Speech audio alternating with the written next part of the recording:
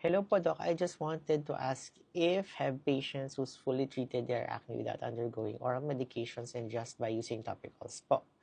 So, Cyril, yes, there are, no. Usually, mga patients who have mild acne, usually sila yung nagre-respond po sa mga topicals lang. But usually, if hormonal acne siya, even though mild siya to begin with, they usually progress to moderate to severe forms. So, majority of patients with hormonal acne, mild hormonal acne, if hindi nakakontrol yung hormonal imbalance nila, nagpa-progress talaga sila to moderate to severe acne.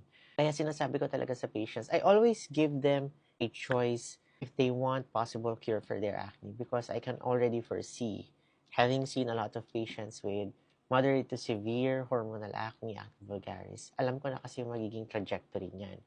Kasi ayoko din naman ma-feel ng patients na, Dok, meron palang possible cure for acne. Tapos hindi niyo po nasabi sa akin. Sana yun na lang po yung ginawa natin. So, I want to tell the patients everything para at least they can make an informed decision.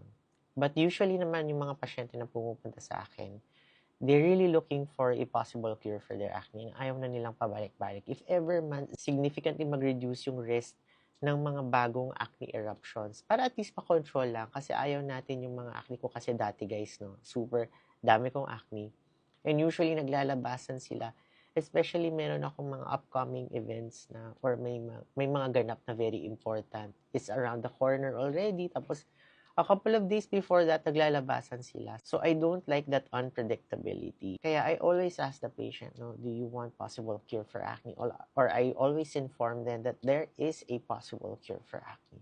And sila na po magde-decide kung gusto nila to go with it or not. But there are patients who respond really well with just topicals to answer your question po.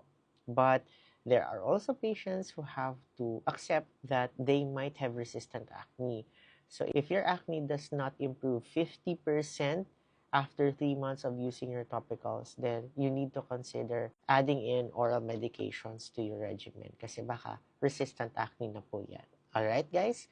So, I hope this helps. For more acne tips, follow me and Basta Acne DMD. Bye!